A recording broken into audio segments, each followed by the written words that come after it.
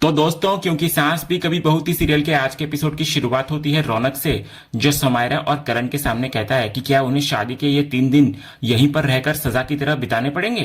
तो इस पर समायरा कहती है कि क्यों सहेंगे हम ये सजा, अगर हम चंडीगढ़ नहीं तो कहीं और जा सकते हैं ना, जैसे कि महाबलेश्वर। इतना बोलकर समायरा करण के पास आती है और उससे भी कहीं बाहर चलने की बात करती है, लेकिन करण कहता है कि उसने भी ऐसा सोचा था, मगर उसका पुराना दोस्त सुभाष गुप्ता अमेरिका से वापस आ रहा है। काफी समय बाद उससे मुलाकात होगी और दोनों साथ मिलकर नया बिजनेस भी शुरू करने वाले हैं, इसलिए उसका यही रहना जरूरी है। ये सुनकर समायरा पूछती है कि क्या सुभाष अंकल भी इसी घर में रुकेंगे, क्योंकि वो तो उनके बहुत करीबी दोस्त हैं। लेकिन करण कहता है कि उसने उनके ठहरने का इंतजाम पहले ही होटल विंटेज पैराडाइज में कर दिया है। रौनक इधर हैरानी से पूछता है कि इतना बड़ा घर होने के बावजूद भी उन्हें होटल में क्यों ठहराया जा रहा है। तो समायरा भी कहती है कि शादी का माहौल है, इसलिए उन्हें घर के इसी हिस्से में कोई कमरा दे देना चाहिए। आखिर इतने खास मेहमान को होटल भेजना अच्छा नहीं लगेगा। तब रौनक कहता है कि अगर सुभाष यहां रुके तो घर के हालात देखकर उन्हें सब कुछ पता चल जाएगा। लेकिन समायरा बोलती है कि अगर उन्हें सच्चाई पता भी चल गई तो इसमें दिक्कत क्या है। इस पर करण समझाता है कि फर्क पड़ता है, अगर सुभाष यहां रहकर रोज घर का झगड़ा देखेगा तो उसके मन में गलत धारणा बन सकती है। उसे पूरी सच्चाई तो पता नहीं है, तो ऐसे में उसे यही लगेगा कि जो इंसान अपने भाई के साथ रिश्ता नहीं निभा पाया, वो दोस्ती और बिजनेस कैसे निभाएगा। इसीलिए वो चाहता है कि सुभाष को घर की इन परेशानियों का बिल्कुल भी पता ना चले और सब कुछ सामान्य ही दिखाई दे। इसी वजह से होटल में रुकना ही बेहतर रहेगा। अगले सीन में हम देखते हैं कि साहिल और करण दोनों मिलकर मैच देख रहे होते हैं। तभी समायरा पॉपकॉर्न लेकर आती है और साहिल को देते हुए पूछती है कि देविका कैसी है। साहिल मुस्कुराकर कहता है कि देविका आज भी पहले जैसी ही है, उसकी बातें और कहानियां कभी खत्म ही नहीं होती। इस पर करण भी हंसते हुए कहता है कि पहले उसे आने तो दो, फिर उसी से सारी बातें सुनेंगे। तभी समायरा पूछती है साहिल को कि देविका की फ्लाइट कितने बजे आने वाली है। तो साहिल कहता है कि उसकी फ्लाइट रात 10:30 बजे लैंड करेगी। ये सुनकर समायरा बोलती है कि वो भी एयरपोर्ट जाकर देविका को पिकअप करेगी, लेकिन करण तुरंत मना कर देता है। वो कहता है कि इतनी रात को वो कहीं नहीं जाएगी। लेकिन समायरा उसको समझाने की कोशिश करती है कि रात ज्यादा भी नहीं होगी और देविका को भी अच्छा लगेगा अगर वो उसे लेने पहुंचे। लेकिन करण अपने फैसले पर अड़ा रहता है। वो कहता है कि अगर दिन का समय होता तो उसे कोई दिक्कत नहीं होती, लेकिन रात में वो किसी भी हालत में जाने की परमिशन नहीं देगा। समायरा कुछ कहती नहीं, वो चुपचाप वहां से चली जाती है, लेकिन जाते जाते इशारे से साहिल को कहती है कि वो करण को समझाने की कोशिश करे। तो समायरा के जाने के बाद साहिल करण से पूछता है कि आखिर वो इतना सख्त कब से हो गया। वो याद दिलाता है कि आज की जेनजी पीढ़ी अपने फैसले खुद लेना चाहती है, ऐसे में बच्चों को जरूरत से ज्यादा कंट्रोल करना ठीक नहीं है। वो नंदिनी का उदाहरण देते हुए कहता है कि जब वो इसी उम्र में थी तब कितनी इंडिपेंडेंट थी। सिर्फ नंदिनी ही नहीं, बल्कि इस घर की हर महिला ने हमेशा अपनी लाइफ अपने फैसलों के साथ जी है। फिर करण अचानक इतना रिग्रेसिव कैसे हो गया। तो करण शांत होकर बोलता है कि वो सिर्फ अपने बच्चों का भला चाहता है, लेकिन साहिल उसे उसकी ही पुरानी बातें याद दिलाता है। वो कहता है कि कभी करण ही समझाया करता था कि बच्चों को खुलकर जीने की आजादी देनी चाहिए, उनके दोस्त बनकर रहना चाहिए, उनके सपनों का साथ देना चाहिए और उन्हें इतना फियरलेस बनाना चाहिए कि वे कभी अपने सपनों से समझौता ना करें। ये सारी बातें उसी ने सिखाई थी, यानी कि करण ने। तो करण इधर गहरी सांस लेते हुए कहता है कि वो पहले ऐसा जरूर सोचता था, लेकिन जिंदगी में लगी एक गहरी चोट ने उसकी पूरी सोच बदल दी। तो साहिल समझ जाता है कि करण किस दर्द की बात कर रहा है। वो कहता है कि उस हादसे का असर समझ में आता है, लेकिन उसकी वजह से बाकी बच्चों को सजा नहीं मिलनी चाहिए। करण इधर कहता है कि वो उन्हें सजा नहीं दे रहा, बल्कि उनकी हिफाजत कर रहा है। वो कहता है कि अब वो अपने किसी भी बच्चे के साथ कुछ गलत नहीं होने देगा, इसलिए आगे से उन्हें उसी के बनाए नियमों के अनुसार चलना होगा। साहिल इधर आखिरी बार उसको समझाते हुए कहता है कि कहीं ऐसा ना हो कि रिश्तों की रस्सी इतनी कस जाए कि एक दिन टूट ही जाए। इसी बीच बाहर खड़ा गौतम उनकी पूरी बातचीत सुन चुका होता है। वो अंदर आते हुए कहता है कि साहिल बिल्कुल सही कह रहा है। तो गौतम को देखते ही करण वहां से जाने लगता है, लेकिन गौतम ताना मारते हुए कहता है कि करण अपने बच्चों को इस तरह बांध कर रखना चाहता है जैसे अच्छी परवरिश का यही एकमात्र तरीका हो। तो गौतम की ये बात सुनते ही करण के कदम अचानक रुक जाते हैं। गौतम आगे बोलता है कि वैसे भी करण किसी की बात सुनता कहाँ है, लेकिन उसे खुशी है कि कम से कम साहिल उससे खुलकर बात तो कर रहा है, शायद वही उसे समझा पाए और हो सकता है कि इस बार करण उसकी बात मान भी ले। तो इस पर करण वापस मुड़कर गौतम के सामने आता है। वो तंज कसते हुए कहता है कि अब उसे अपने बच्चों की परवरिश का ज्ञान गौतम से लेना पड़ेगा, खासकर उस इंसान से जिसका बेटा अपने ही बड़े भाई की पत्नी से शादी करने जा रहा है। गौतम भी तुरंत पलटकर जवाब देता हुआ नजर आता है कि दूसरों पर टिप्पणी करना सबसे आसान काम होता है। फिर वो साहिल की तरफ देखकर कहता है कि कुछ लोग ऐसे भी होते हैं जो बड़ी आसानी से अपना अतीत भूल जाते हैं। अगर वे एक बार पीछे मुड़कर देखें कि उन्होंने अपनी जिंदगी में क्या क्या किया है तो शायद बोलने की हिम्मत भी ना बचे। यह सुनते ही करण कहता है कि अगर इतना ही कहना है तो खुलकर उसका नाम लेकर बात करे। इसके बाद दोनों भाइयों के बीच फिर से बहस शुरू हो जाती है, लेकिन इस बार साहिल बीच में आकर दोनों को रोकता है। वो सख्त लहजे में कहता है कि अब बस करो और दोबारा चिल्लाना बंद करो। इसके बाद गौतम माहौल शांत करते हुए साहिल से कहता है कि वो सारी बातें छोड़कर उसकी तरफ आ जाए, लेकिन साहिल साफ कहता है कि वो बड़ी माँ के सामने ये बात नहीं कह पाया था, मगर उसके लिए बेहतर होगा कि वो करण के साथ ही रहे। हालांकि शादी के हर फंक्शन में वो जरूर शामिल होगा। तो गौतम हैरानी से पूछता है कि आखिर ऐसा क्यों? तो साहिल कहता है तू तो जानता है ना कि हमारे बीच में सब कुछ ठीक नहीं रहा है। गौतम कहता है ग्रो अप साहिल, और हम दोनों के बीच में क्या ठीक नहीं है? फिर वो पूछता है कि क्या वो आज भी गंगा से उसकी शादी वाली बात को लेकर मन में नाराजगी रखे हुए है? गौतम कहता है कि वो घटना अब बहुत पुरानी हो चुकी है, इसलिए बीती हुई बातों को पकड़कर बैठे रहने का कोई मतलब नहीं है। अब समय आ गया है कि पुरानी कड़वाहट को पीछे छोड़कर रिश्तों को एक नया मौका दिया जाए। तभी पीछे खड़ा करण मुस्कुराते हुए ताना कसता है कि कुछ देर पहले यही इंसान उसे उसका अतीत याद दिला रहा था, लेकिन अब जब अपनी बारी आई तो पुरानी बातें भूल जाने की सलाह देने लगा। करण कहता है कि उसने इससे बड़ा दोहरा चेहरा वाला इंसान आज तक नहीं देखा। इस पर गौतम भी कहता है कि उसने भी करण जैसा हर बात में सिर्फ नकारात्मक सोच रखने वाला व्यक्ति कभी नहीं देखा। करण तुरंत कहता है कि अगर देखना है तो सामने खड़ा है वो। माहौल फिर बिगड़ने लगता है, लेकिन साहिल एक बार फिर दोनों को शांत करता है। आखिर में गौतम साहिल से कहता है कि अगर उसने अपना फैसला कर लिया है तो उसे उससे कोई परेशानी नहीं है। इतना बोलकर गौतम वहां से चला जाता है। गौतम के जाते ही करण साहिल को बोलता है कि वो उसकी बातों पर बिल्कुल ध्यान न दे। उधर अगले सीन में तुलसी महाराज जी से बोल रही होती है कि अगले 2-3 दिनों तक घर में शादी के कार्यक्रम चलेंगे, इसलिए हर दिन खाने में एक स्पेशल डिश जरूर बननी चाहिए। महाराज जी कहते हैं कि उन्होंने पहले से ही पूरे कार्यक्रम का मेन्यू तैयार कर रखा है, अगर चाहें तो वो पूरी सूची भी दिखा सकते हैं। लेकिन तुलसी कहती है कि उन्होंने इस घर की कई शादियां और त्योहार देखे हैं, इसलिए उन्हें अच्छी तरह पता है कि क्या करना है। बस इतना ध्यान रखें कि खाना स्वादिष्ट बने। महाराज जी उनकी बात मानकर वहां से चले जाते हैं। तभी गायत्री तुलसी को आकर बोलती है कि महाराज जी तो करण वाले हिस्से में काम करते हैं, अगर करण को यह पता चला कि शादी की तैयारियों में उनसे काम लिया जा रहा है तो वो नाराज हो जाएगा। तो तुलसी मुस्कुराकर कहती है कि घर एक है, महाराज जी भी एक ही हैं, जब शादी पूरे घर की है तो उनसे काम करवाने में दिक्कत कैसी? फिर शोभा तुलसी को याद दिलाती है कि उसने अभी कुछ देर पहले ही बताया था कि करण इस शादी में कोई दिलचस्पी नहीं रखता, वो खुद भी नहीं आएगा और अपने परिवार को भी शामिल नहीं होने देगा। लेकिन तुलसी पूरे विश्वास के साथ कहती है कि करण भी इस शादी का हिस्सा बनेगा और उसके बच्चे भी हर रस्म में शामिल होंगे। शोभा तुलसी को समझाने की कोशिश करती है कि उसके आने के बाद घर में काफी कुछ बदला जरूर है, लेकिन करण अब पहले वाला इंसान नहीं रहा। इस पर तुलसी मुस्कुराकर बोलती है कि जब उसकी माँ खुद पहले जैसी नहीं रही तो करण के बदल जाने पर हैरानी कैसी? अब वो लोगों से उसी भाषा में बात करती है जो उन्हें समझ आती है। गायत्री इधर उत्सुक होकर पूछती है कि क्या सचमुच करण और उसके बच्चे मेहंदी से लेकर शादी तक हर फंक्शन में आएंगे? तो तुलसी पूरे भरोसे के साथ कहती है कि वे सिर्फ आएंगे ही नहीं बल्कि हर रस्म का हिस्सा भी बनेंगे। फिर वो मुस्कुराकर शोभा से पूछती है कि उसे फिल्म हम साथ साथ हैं याद है या नहीं? वो कहती है कि जैसे उस फिल्म में पूरा परिवार हर खुशी में एकजुट नजर आता था, वैसे ही इस घर का परिवार भी मेहंदी, संगीत और शादी हर मौके पर साथ दिखाई देगा।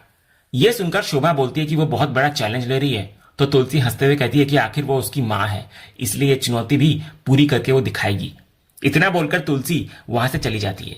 उसके जाते ही शोभा हैरानी से गायत्री को पूछती है कि आखिर तुलसी माँ ऐसा कैसे सोच सकती है? इस घर में तो लोग ठीक से बात तक नहीं करते, और अगर बात करते भी हैं तो झगड़ा शुरू हो जाता है। तो गायत्री हल्के फुल्के अंदाज में मजाक में कहती है कि एक उम्र के बाद लोग थोड़े सनकी हो ही जाते हैं। लेकिन तभी वहां से जाती हुई तुलसी उनकी ये बात सुन लेती है। वो मुस्कुराकर पीछे मुड़कर बोलती है कि वो सनकी नहीं हुई है। वो कहती है हाँ, थोड़ी बूढ़ी जरूर हो गई है, लेकिन उसके कान और दिमाग दोनों आज भी पहले की तरह काम करते हैं। फिर वो मजाक में गायत्री की तारीफ करते हुए कहती है कि वो तो अभी बुढ़ापे से बहुत दूर है, उनके काले बाल ही इसका सबसे बड़ा सबूत है। तुलसी की ये मजेदार बात सुनकर गायत्री और शोभा दोनों ही हंस पड़ती हैं।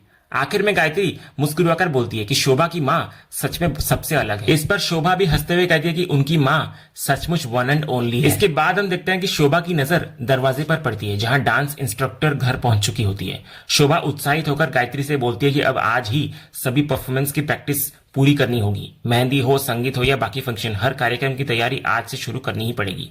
इसके बाद पूरे घर में डांस की प्रैक्टिस शुरू हो जाती है। डांस इंस्ट्रक्टर सभी को स्टेप्स सिखा रही होती है, जबकि शोभा, गायत्री और दामिनी पूरे मन से उन्हें फॉलो कर रही होती है।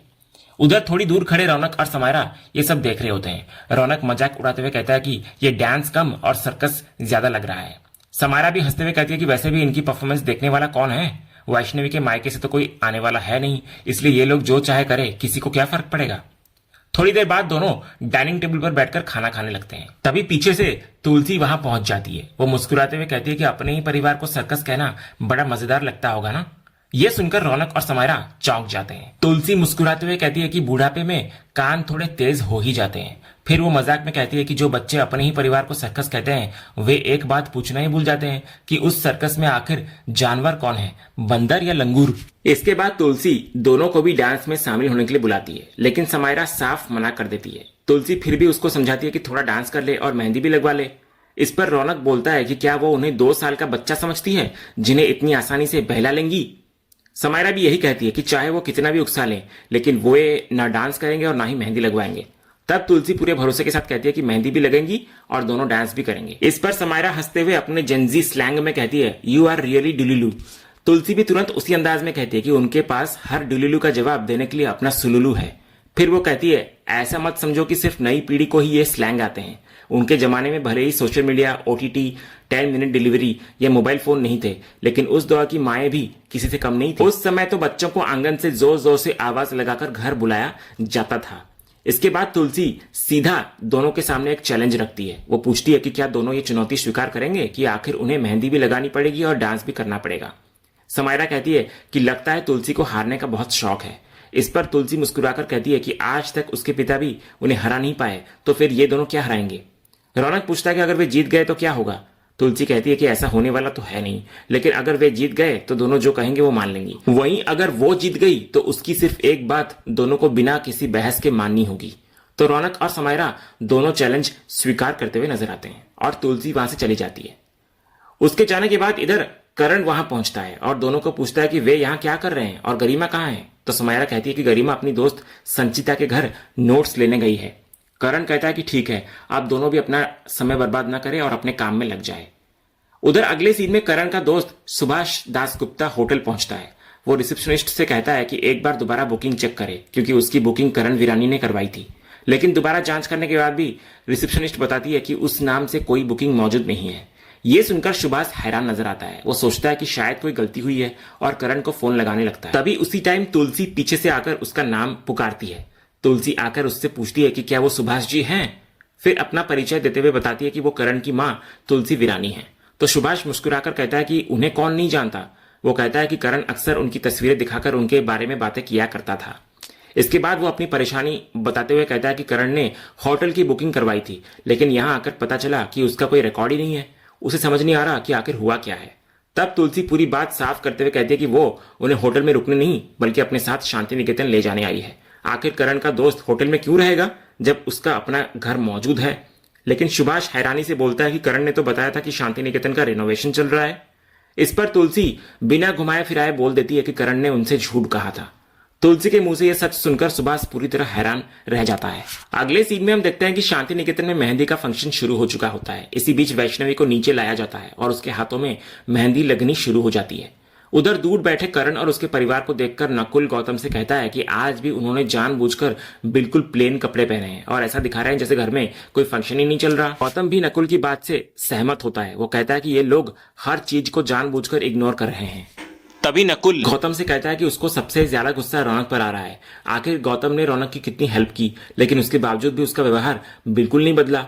हालांकि गौतम नकुल से बोलता है कि आज उसकी जिंदगी का सबसे बड़ा दिन है, इसलिए इन सब बातों को छोड़कर वो सिर्फ अपने फंक्शन को एंजॉय करे। इसी बीच वैष्णवी शोभा को पूछती है कि तुलसी काकी कहाँ है।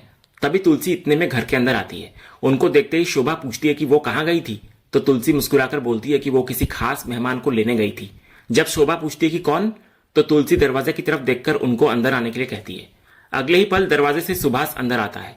महाराज जी उसका स्वागत करते हुए कहते हैं कि शांति निकेतन में आपका स्वागत है। सुभाष को देखते ही करण पूरी तरह चौंक जाता है। वो तुरंत उसके पास जाकर पूछता है कि वो यहाँ कैसे पहुंच गया। इस पर सुभाष मुस्कुराकर बोलता है कि करण ने तो उससे कहा था कि घर का रेनोवेशन चल रहा है, फिर यहाँ तो कुछ ऐसा नहीं है, उसने झूठ क्यों बोला। तभी पीछे खड़ी तुलसी भी करण से यही सवाल करती है कि आखिर उसने झूठ बोलने की जरूरत क्यों समझी। फिर वो बताती कि उसने दोनों की सारी बातचीत सुन ली थी, इसलिए खुद जाकर सुभाष को घर ले आई। साथ ही वो हंसते हुए कहती है कि इतनी गहरी दोस्ती में झूठ बोलना बिल्कुल ठीक नहीं होता। इसके बाद सुभाष करण को बोलता है कि तुलसी आंटी ने उसको पूरी सच्चाई बता दी है। वो समझ गया कि करण उसे घर पर ही रखना चाहता था, लेकिन उसे लगा कि शायद वो असहज महसूस करेगा, इसलिए होटल की बुकिंग कर दी।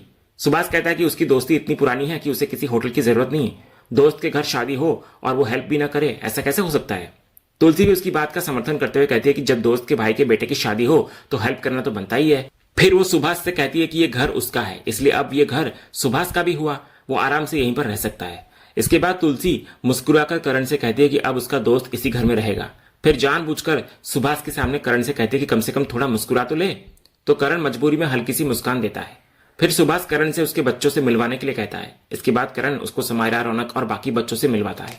इसके बाद तुलसी दोबारा सुभाष के पास जाकर जानबूझकर बोलती है कि वो करण को बातों में इतना उलझाए हुए है कि उसका दोस्त और उसके बच्चे अभी तक फंक्शन के लिए तैयार ही नहीं हुए। फिर वो समायरा और रौनक की तरफ देखकर बोलती है कि उनके लिए तो उसने खास कपड़े भी चुनकर रखे हैं।